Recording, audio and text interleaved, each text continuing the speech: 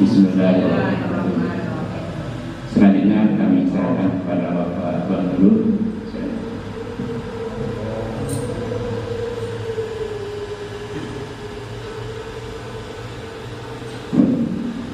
Bismillahirrahmanirrahim.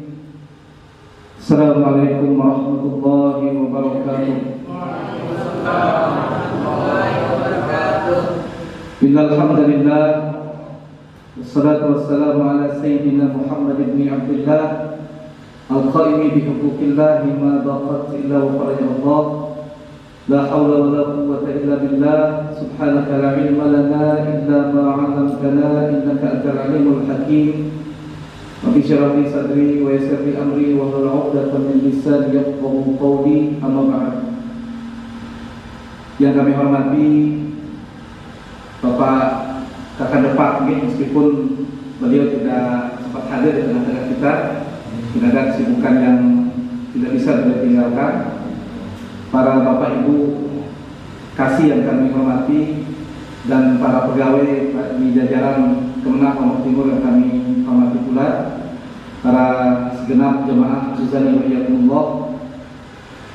Alhamdulillah wa syukurillah, pada siang hari ini sejenak marilah kita bertafakur dan bersyukur kepada Allah Subhanahu wa taala atas semua nikmat, semua kebaikan yang kita terima di sisi Allah Subhanahu wa taala.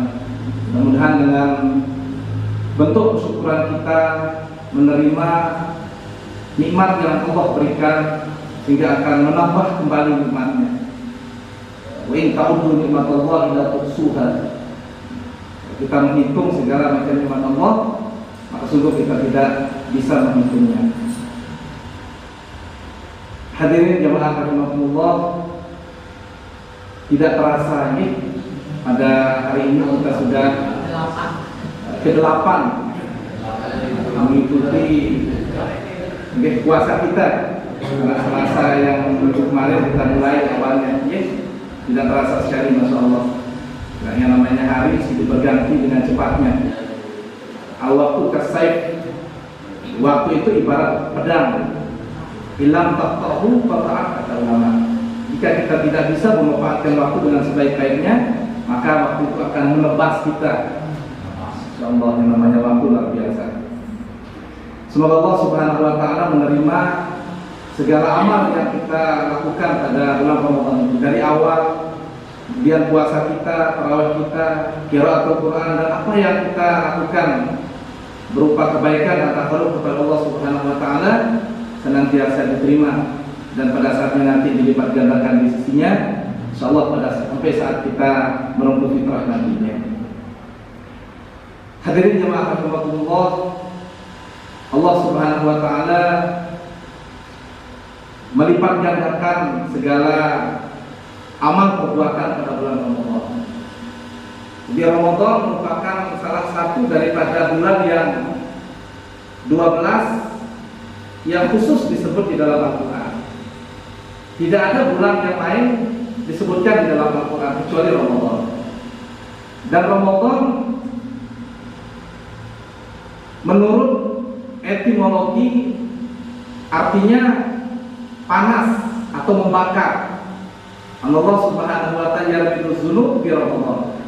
Allah Subhanahu wa taala akan membakar segala doa, membakar segala dosa. Dosa makhluk, dosa hamba pada saat bulan Ramadan. Karena orang Arab ketika menempatkan sebuah nama terhadap sebuah benda, mereka melihat daripada sifat daripada benda itu. Pada para Nabi Arabnya Zubab, kelikit bahasa kita kelikit. Atau Nabi Arabnya itu kelikit. Apa bahasa Arabnya? Lalat. Kelikit atau lalat. Berbeda bahasa kita. Kadang-kadang ada perhiasan lain. Bangkit namanya perhiasan. Kalau kita kelikit lalat. Lalat ini sibuk awalnya orang-orang Arab mau menamakan apa, sehingga ketika dikurang alat niki dia selalu datang kembali. Makanya orang Arab bilang lalat itu bongkeh, Zubab. Nah, zubab ini dari dua kata yang digabung menjadi satu kata menjadi zubab. Zubab dan abar. Nah, kullama zubab abar. Ketika dia dihalau, dia akan pindah, dia akan balik lagi. Makanya lo bengkek namanya. Sama seperti kumis juga. Nah, kumis ini dulu orang-orang juga bingung untuk menamakan apa kita namakan yang namanya kumis ini. Dia lihat temennya lagi minum, jika kumisnya masuk di gelas itu. Nah, kadang-kadang dia dari penyaring dari kopinya juga kumisnya orang Arab. Makanya dikatakan syarif, orang yang minum kumis itu. Syarif bahasa Arabnya kumis, artinya orang yang minum. Sama seperti abah itu kan enggak. Makanya kalau kita sebagai orang tua yang laki namanya abi, abun. Jadi abun itu artinya orang yang enggak. Bercatu enggak teman-teman memiliki. Makanya dibilang abun. Lihat saja kalau kita gendong anak pada saat dia nangis kita didik. Nanti nangis lagi kita serah ke ibunya mah. Nah, akhirnya kita sebut pendak kalau laki-laki. Salah kata ada abah. Hati-hati sama laki-laki bicara pendak. Abah, biar cepat pendak, cepat bosan. Lain dengan yang ini. Kalau umi itu dari kata amma, mengayomi. Masya Allah, dia itu mengayomi umi itu. Makanya hak hadolah anak. Ketika seorang suami istri cerai, sementara dia punya anak kecil, maka hak hadolah itu diberikan kepada uminya. Makanya madrasatul ula fil aulad itu adalah uminya. Madrasah pertama bagi seorang anak itu adalah uminya. Nah, pelajaran yang paling membekas sekali pada seorang anak itu adalah asal daripada pendidikan seorang ibu. Karena dia yang mengayomi. Nah, Niki. Jadi orang Arab ketika menamakan sebuah benda tergantung daripada sifat benda itu. Nah, Ramadan karena musim pada bulan Ramadan itu adalah musim yang puncak panas luar biasa. Pada saat ini juga luar biasa panasnya di Arab. Makanya dikatakan musim Ramadan, ini musim yang sangat luar biasa panas. Maka dikatakan Ramadan. Dan bulan Ramadan disyariatkan, dipuasakan oleh Allah Subhanahu wa taala, disyariatkan oleh Allah Subhanahu wa taala dipuasakan pada tahun kedua setelah hijrahnya Rasulullah sallallahu alaihi wasallam. Jadi pada saat Rasulullah masih di Mekah, beliau tidak pernah mempuasakan Ramadan. Dalam arti kata, Ramadan ini belum diwajibkan oleh Allah Subhanahu wa taala. Nah, puasa apa yang wajib pada saat Rasulullah ada di Mekah? Itu puasa Asyura. Puasa pada tanggal 10 Muharram. Itu yang pertama wajib di Islam sebelum wajibnya Ramadan. Nah, ketika Rasulullah SAW hijrah 2 tahun setelah beliau tinggal di Madinah, pada bulan Sya'ban, tepatnya pada 2 Hijriah, maka Allah Subhanahu wa taala mensyariatkan puasa Ramadan. Kita tahu di dalam sejarah Rasulullah SAW menetap di Madinah selama 10 tahun. Dan ketika Ramadan ini diwajibkan pada tahun kedua, berarti Rasulullah mempuasakan Ramadan selama hidupnya hanya 9 tahun. Hanya 9 kali Rasulullah mempuasakan Ramadan. Dan di antara 9 kali kata ulama umur bulan hanya 29. Hanya 1 kali Rasulullah dalam umur hidup beliau mempuasakan Ramadan kamil 30 hari. Dia 8 tahun nikah aja 29 umur bulan. Hanya 1 kali Rasulullah mempuasakan Ramadan sempurna 30 hari. Nah niki merayakan di dalam sejarah. Di Ramadan ini merupakan bulan yang dikatakan oleh ulama sebagai syahrul hasad, bulan panen bagi umat Rasulullah Sallallahu Alaihi Wasallam. Nah, kalau bulan Rajab dikatakan sebagai bulan zar'i, syahrul zar'i, bulan kita bercocok tanam. Ibaratkan analoginya, kita bercocok tanam pada bulan Rajab. Nah, kemudian pada bulan Sya'ban itu adalah syahrul asaqi, bulan di mana kita menyiram, memberikan irigasi, pemupukan terhadap tanaman kita. Artinya ibadah-ibadah kita. Kemudian tepat masuk pada bulan Ramadan, nah kita di sana bulan panen. Syahrul hasad kata ulama. Panen dengan kebaikan, panen dengan pahala-pahala kebajikan. Allah melipat gandakan pahala pada bulan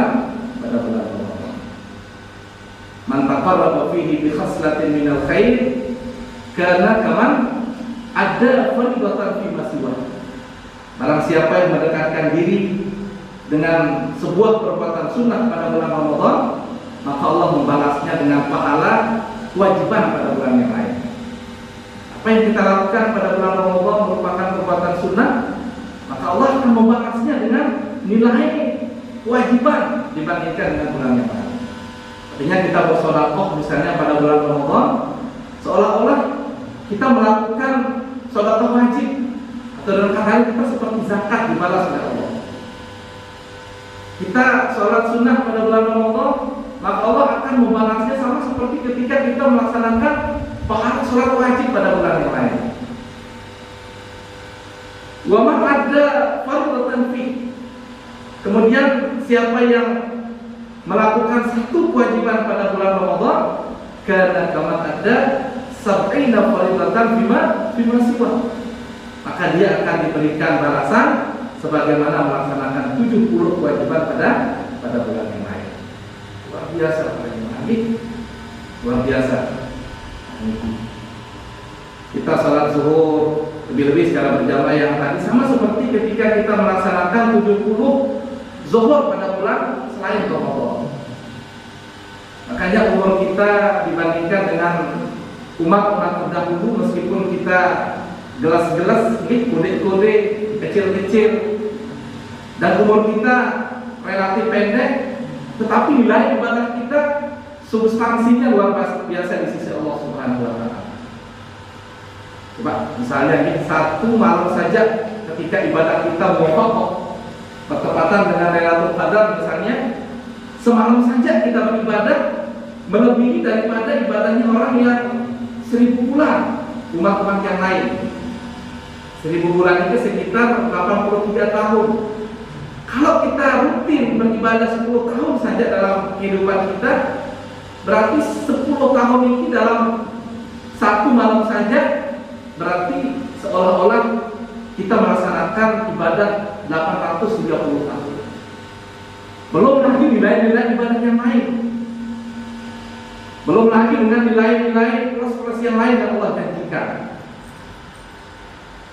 Ini bagaimana umat Rasulullah SAW dimuliakan oleh Allah Subhanahu wa Ta'ala dengan berbagai macam kemuliaan nilai ibadah yang diberikan oleh Allah Subhanahu wa Ta'ala. Man ada faridatan fi kana kama ada sab'ina faridatan fi masjid. Terlebih lagi puasa pada bulan Ramadan. Dalam sebuah hadis yang masyhur dikatakan kullu amalin adam lahu, setiap amalan manusia itu adalah miliknya. Apa yang kita lakukan itu adalah milik kita, diberikan pahala oleh Allah Subhanahu wa Ta'ala. Illa shauma fa innahu li, kecuali puasa, sesungguhnya puasa itu adalah milikku, kata Allah. Hadis qudsi ini. Nah, apa artinya ini? Jadi kalau pahala puasa sudah diraihkan sendiri oleh Allah, disimpankan sendiri nilai pahalanya oleh Allah Subhanahu wa Ta'ala. Sehingga ulama memberikan makna, bayan dan tafsir atau penjelasan di dalam hadis ini, kenapa pahala puasa itu dilahirkan, dipisah sendiri oleh Allah Subhanahu wa Ta'ala. Karena puasa itu la yadkhuluhu riya, cenderung kalau puasa tidak dimasuki oleh riya. Berbeda dengan ibadah-ibadah yang lain, cenderung atau riskan dimasuki oleh riya. Seperti kita sholat, lebih-lebih sholat lagi, cenderung di sana ada unsur riya yang masuk di dalamnya. Tapi kalau puasa kita tidak tahu orang yang duduk di dekat kita itu puasa atau tidak, kecuali ketika orang tersebut mengatakan kalau dia berpuasa, baru kita tahu. Jadi unsur riya di dalam puasa itu sangat minim sekali keberadaannya. Sehingga Allah mengatakan dalam hadis qudsi, fa innahu li, sesungguhnya puasa itu adalah milikku. Wa ana ajzi bihi, dan saya sendiri akan membalasnya, kata Allah. Nah, sekarang kalau dibandingkan dengan ibadah lain, siapa yang berhak membalasnya kalau bukan Allah? Ya, tentunya semua amalan kebaikan tidak ada yang berhak membalas kebaikan tersebut kecuali Allah Subhanahu wa Ta'ala.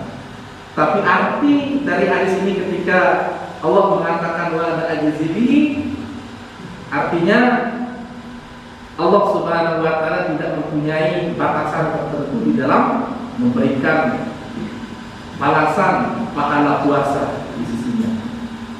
Berbeda dengan ibadah-ibadah yang lain, Allah sudah mempunyai kadar tersendiri, sudah menentukan. Sama seperti kita membaca Al-Quran, mengaji, jadi sudah ada batasan-batasan pahala yang dalam nas hadis disebutkan. Man qara'a harfan min kitabillah falahu bihi hasanah. Barang siapa yang membaca satu huruf di dalam Al-Quran, maka dengan satu huruf itu akan dibalas dengan kebaikan pada Allah. Wal hasanatu bi asyri amsalihah, dan satu kebaikan itu akan dilipat gandakan menjadi 10 kebajikan di sisinya. Jadi kalau kita membaca Al-Quran dalam keadaan toharoh, dalam keadaan bersuci, jadi satu huruf akan dibalas menjadi 10 kebaikan. Tapi kalau kita membaca Al-Quran tanpa berwudu, tanpa bersuci, kalau kita boleh membacanya tanpa menyentuhnya mushaf ini, berarti satu huruf akan dibalas dengan satu kebaikan pada Allah Subhanahu wa taala. Wala aku alif lam mim harfun, kata Rasulullah. Saya tidak mengatakan alif lam itu satu huruf, walakin alifun harfun wa mimun harfun wa lamun alifun harfun wa lamun harfun wa mimun harfun. Tapi alifnya satu huruf, lamnya satu huruf, dan mimnya satu huruf.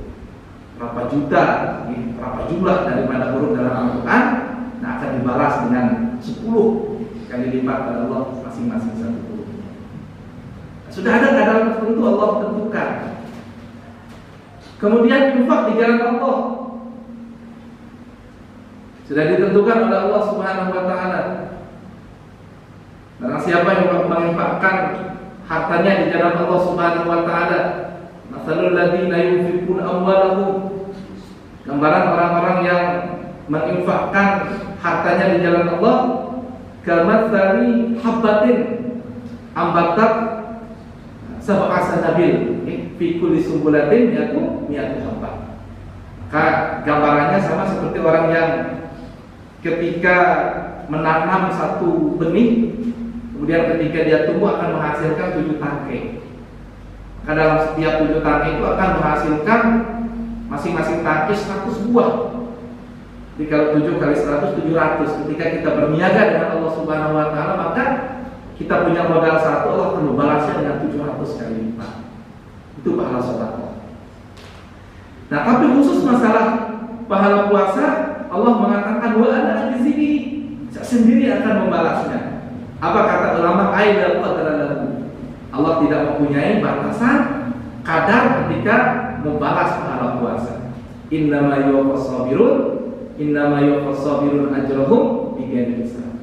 Sesungguhnya Allah Subhanahu wa taala akan membalas pahala orang-orang yang sabar tanpa ada batasan, tanpa ada hisab. Nah, kemudian ahli tafsir mengatakan as-sabirun itu adalah orang-orang yang berpuasa. As-sabirun ay as-shaimun. Dan orang-orang yang puasa itu adalah orang-orang yang sabar. Jadi as-sabirun di sini adalah as-shaimun. Orang-orang yang sabar, orang-orang yang berpuasa. Nah, tentunya fadilah-fadilah puasa banyak sudah disebutkan dan dipaparkan oleh pembicara sebelumnya. Nah, pada pertemuan ini Rakyat yang tidak bisa membahas terlalu panjang masalah fadilah-fadilah puasa. Jadi di sini yang punya inisiatif untuk memberikan pada Ulul Sami ada 2 lembar panduan ini, ada doa-doa yang dibaca pada setiap hari pada bulan Ramadan.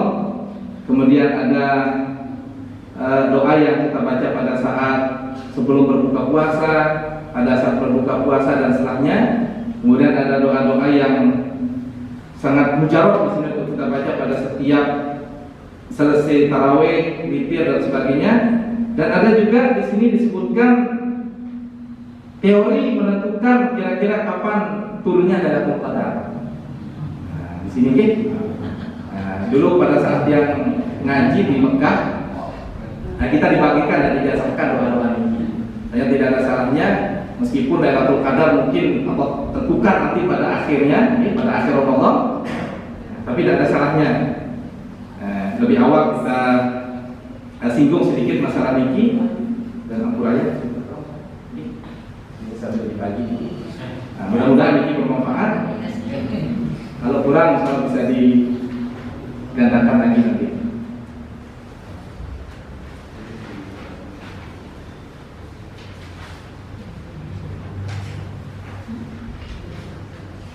Nah, di sini di doa ini banyak dibubuhkan doa-doa yang masyhur di kalangan para ulama, doa-doa yang sangat dijabah di sisi Allah Subhanahu wa taala. Doa yang kita baca ketika indah iftar, pada saat sebelum kita berbuka puasa. Sini masyhur. Asyhadu an la ilaha illallah, astaghfirullah, as'alukal jannah, wa a'udzu bika minan nar. Nah, di sini dibaca 3 kali, kemudian dilanjutkan Allahumma innaka afuwwun karim wa tuhibbul afwa fa'fu anni. Nah, jadi sebelum kita berbuka puasa ini yang kita baca, yang kita amalkan, ketimbang ngeramak HP sebelum berpuasa, sebelum berbuka puasa ini lebih baik nih kita baca asyhadu an la ilaha illallah, astaghfirullah, as'alukal jannah, wa a'udzu bika minan nar 3 kali. Allahumma innaka afuwwun karim tuhibbul afwa fa'fu anni. Karena Allah memberikan kesenangan pada seorang hamba itu 2 perkara pada saat kita berpuasa. Lis-shaimi farhatani, farhatun inda iftarihi wa farhatun inda liqa'i rabbih. Kesenangan pada saat kita akan berbuka puasa dan kesenangan pada saat kita akan bertemu dengan zat di sisi Allah Subhanahu wa taala. Memang Allah memberikan kita giroh, memberikan kita kesenangan luar biasa pada saat kita akan berbuka puasa. Nah, lain kesannya ketika seseorang tidak makan seharian penuh dengan niat puasa dibandingkan dengan orang yang tidak makan seharian penuh tapi tidak berniat puasa. Itu akan berbeda efek kesenangannya nanti pada saat dia akan ngadangin buka puasanya. Beda kesannya, beda kesenangan yang diberikan oleh Allah Subhanahu wa taala. Farhatun inda iftarihi wa farhatun inda liqa'i rabbih. Dan kesenangan yang kedua adalah pada saat ketika kita bertemu dengan Allah Subhanahu wa taala nantinya. Ini yang kita baca asyhadu an la ilaha illallah, astaghfirullah, as'alukal jannah, wa a'udzu bika minan nar. Allahumma innaka afuwwun karim tuhibbul afwa fa'fu anni. Nah, kemudian pada saat kita iftar, wa inda iftar, artinya pada saat azan, pada saat azan. Jadi pas azan kita bilang bismillahirrahmanirrahim, lalu kita baca ya azim anta la ilaha ghairuk ighfir dzambal azim fa innahu la yaghfiru dzambal azim illa azim. Nah, baru kita menerima rezeki Allah Subhanahu wa taala ketika kita iftar berbuka puasa. Nah, iza aftar, ketika kita sudah iftar, ketika kita sudah berbuka, Allahumma laka sumtu wa ala rizqika aftartu wa bika amantu. Nah, di sini kita sering salah menempatkan doa ini. Jadi sering banyak dari kita para jemaah kadang-kadang membaca doa ini sebelum kita berbuka. Allahumma laka sumtu wa bika amantu wa ala rizqika sebelum kita berbuka. Tapi tidak menafikan pahala tentunya. Tapi secara amaliyah sejatinya doa ini kita baca setelah terbesur. Nah, setelah kita selesai berbuka puasa. Karena doa ini menggunakan fi'il madhi. Allahumma laka sumtu, ya Allah bagimulah saya sudah berpuasa. Artinya kita sudah berbuka dulu baru kita serahkan pahala kita setelah bersyukur. Wa bika amantu, dan dengan kepada Allah kami beriman. Jadi kita sudah beriman lalu kita berikrar kepada Allah menggunakan fi'il madhi. Wa ala rizqika aftartu, dan atas rezekimulah saya sudah berbuka puasa. Artinya kita sudah berbuka baru kita berikrar juga seperti ini kepada Allah. Saat terbesur nanti baru kita berbuka, baru kita baca doa ini. Tapi kalau tidak bisa dihafal, sila menggunakan doa-doa yang masyhur. Allahumma laka sumtu wa bika amantu wa ala rizqika aftartu bi rahmatika ya arhamar rahimin. Tiga yang masyhur. Tapi tidak ada salahnya untuk menambah-nambah kebaikan pahala. Wa alaika tawakkaltu wa rahmataka rajautu wa ilaika anabtu.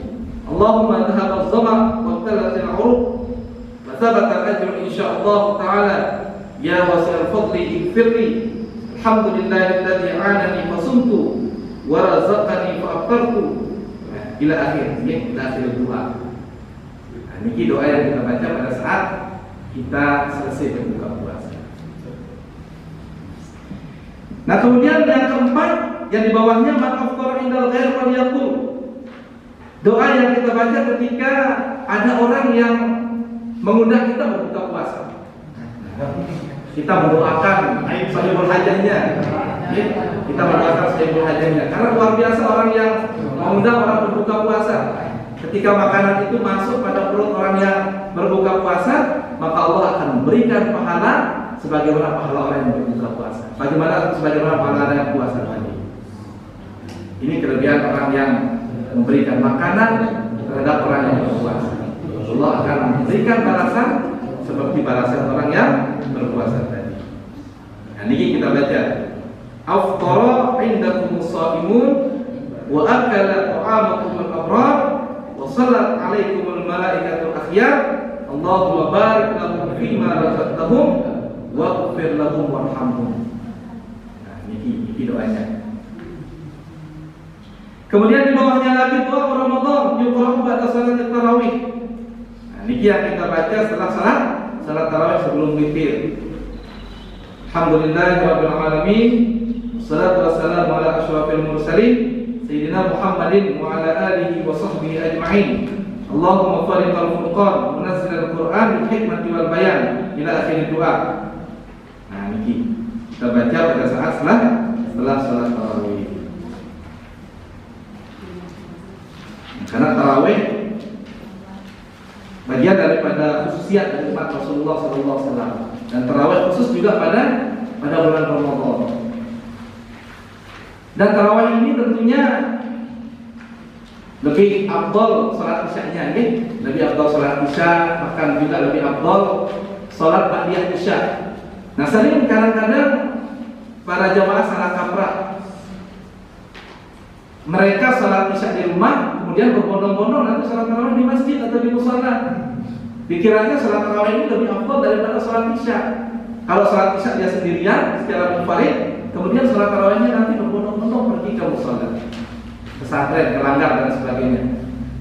Padahal tarawih ini ya tetap isya lebih afdal karena wajib hukumnya, dan ba'diyah isya juga lebih afdal daripada salat tarawih itu sendiri. Nah, ada juga fenomena yang sering kita temukan ketika seseorang masbuk, ketika menepati jamaah sedang melaksanakan salat tarawih, dia belum salat isya. Nah, yang sering kita lihat fenomenanya, dia salat sendirian isyanya cepat-cepat. Nah, nanti ketika dia mau salat tarawih dengan imam, dia kemudian salat tarawih di belakang imam. Nah, salat isya'nya dia sendirian. Nah, yang benar sebenarnya ini, yang pas dia lakukan adalah ketika imam melakukan salat tarawih, dia salat berjamaah isya sebagai makmum. Karena sah salat orang yang qudwatun wajibin di sunnah. Orang imam salatnya sunnah, kemudian dia salat wajib sebagai makmum, itu sah. Bukan salat tarawih saja dengan salat isya, salat yang lain juga boleh. Seperti kita temukan misalnya pada saat sholat zuhur, kita datang belakangan, ada seorang sholat munfarid misalnya, kita tidak tahu apakah dia sholat sunnah atau sholat zuhur.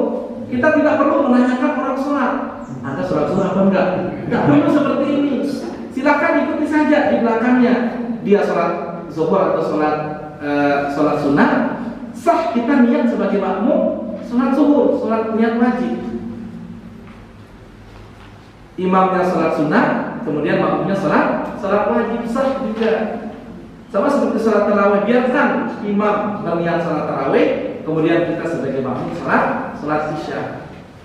Allahu Akbar, misal, satu rakaat imam, kemudian kita datang sebagai makmum belum isya, ikuti saja. Allahu Akbar, aku niat sholat isya 4 rakaat mengikuti imam sebagai makmum kepada Allah Taala. Ketika nanti imam selesai melaksanakan sholat tarawih 2 rakaat dengan salamnya, ya kita di akhir. Nah kemudian yang dikurung, yang di bawahnya, faidatun muhimmah mangkulah min tajribati ba'dil ulama. Nah, faidah yang sangat penting yang diambil dari tajribah, dari kebiasaan sebagian para ulama, bahwa inna lailatul qadri tu'lamu fi bil yaumil awal minasyahr. Sesungguhnya Lailatul Qadar bisa diketahui tergantung dari hari apa kita mulai puasa. Ya memang Lailatul Qadar itu merupakan rahasia Allah Subhanahu wa taala. Tapi trik ini, ya, teori ini disebutkan oleh Imam Ghazali rahimahullah taala, dan beliau katakan 80% absah sekali. Ya, teori ini dalam kehidupan beliau hampir 80 bahkan 90% ini terjadi. Kemungkinan melesetnya kecil sekali. Meskipun memang kembali ke awal, segala rahasia Allah itu adalah hak prerogatifnya, hak prerogatif Allah Subhanahu wa taala, termasuk Lailatul Qadar. Karena ada beberapa perkara yang merupakan rahasia Allah Subhanahu wa taala. Allah Subhanahu wa taala katama arba'an fi arba'atin. Allah Subhanahu wa taala menyembunyikan beberapa atau 4 perkara pada 4 sesuatu. Pertama, innallaha katama ridha fi ta'atin. Allah menyembunyikan keridhaannya pada sebuah ketaatan yang kita lakukan. Berapa banyak ketaatan, berapa banyak kebaikan, berapa banyak ibadah, berapa banyak ubudiyah kita, takarub kita kepada Allah, tetapi Allah menyembunyikan keridhaannya dalam ketaatan mana yang kita lakukan ini. Ada kecil sekali kelihatan ketaatan, tapi di sana mengundang keridhaan Allah Subhanahu wa taala. Imam Al-Ghazali rahimahullah taala pernah dimimpikan oleh sekelompok jamaah. Beliau mendapatkan derajat yang tinggi di hadapan di sisi Allah Subhanahu wa taala. Ketika beliau ditanya, "Wahai Imam, kiranya amal ibadah apa yang membuat engkau mendapatkan derajat yang tinggi di sisi Allah Subhanahu wa taala? Apakah karena martabat keilmuan antum, atau apakah dengan banyaknya literatur karangan yang menjadi buah pena antum sendiri, atau ibadah-ibadah yang lain?" Apa kata Imam Ghazali? "Saya tidak pernah menyangka," kata beliau, "apa yang kau sebutkan tadi, ilmu saya, karangan saya, dan ibadah-ibadah lain, ternyata tidak itu yang membuat Allah Subhanahu wa taala ridha pertama kali," kata Imam Ghazali. "Ada satu amalan yang saya tidak pernah menganggap itu sebagai sebuah kebaikan, ternyata itu yang menyebabkan keridhaan Allah Subhanahu wa taala." Beliau jelaskan bahwa ketika beliau mengarang suatu malam, ada seekor lalat hinggap di pena beliau yang menghisap tintanya Imam Ghazali, dan beliau biarkan dengan cara muradah sampai lalat itu kenyang dihisap tinta beliau, dan beliau tidak pernah menganggap itu sebagai sebuah kehidupan dalam hidupnya Imam Ghazali. Ternyata ketika dihisap, itulah yang menyebabkan keridhaan sisi Allah Subhanahu wa taala dan dekat yang derajat yang tinggi di sisi Allah Subhanahu wa taala. Innallaha katama ridha fi ta'ati. Allah menyembunyikan keridhaannya dalam ketaatan mana yang kita lakukan. Kita tidak pernah tidak boleh menyepelekan sebuah ketaatan kepada Allah Subhanahu wa taala. Sebaliknya, innallaha katama al-ghadab bi maksiatin. Allah menyembunyikan kemarahannya, kemurkaannya pada sebuah kemaksiatan yang kita lakukan, yang seseorang lakukan. Berapa banyak kemaksiatan, kejelekan, keburukan yang seseorang lakukan, tapi ada di sana mana kejelekan tersebut yang menyebabkan kemurkaan Allah Subhanahu wa taala. Kecil kadang-kadang perbuatan maksiat, perbuatan buruk, tetapi itu akan mengundang kemurkaan Allah Subhanahu wa taala. Dalam sebuah hadis dinyatakan, dakhalat imra'atun nar pikiratin habisatha. Ada seorang perempuan masuk neraka disebabkan karena dia goromio, gitu. Ini goromio ini cara membeli makan. Ya, gorong sih. Ini seorang perempuan ini. Digorong. Jadi apa namanya? Disangka, dikurung. Digorong. Jadi cara membeli makan. Suruh kalau perempuan ini disebabkan mungkin kan Allah Subhanahu wa taala murka dan dimasukkan ke dalam Allah Subhanahu wa taala. Nah, ini yang kedua. Kemudian Allah Allah katama waliyahu fi jama'atin minan nas. Allah Subhanahu wa taala menyembunyikan walinya dalam sekelompok manusia. Nah, dalam sebuah hadis dinyatakan ketika berkumpul 40 orang atau 100 orang, nah di sana ada satu yang diangkat sebagai wali Allah Subhanahu wa taala, akan diterima doanya oleh Allah dan disembunyikan di antara kita. Disembunyikan oleh Allah Subhanahu wa taala. Nah, artinya di sini supaya kita jangan suzon kepada seorang, kita tetap berbaik sangka kepada seorang dan kita minta doanya. Itu alasan Allah Subhanahu wa taala menyembunyikan walinya pada sekelompok manusia.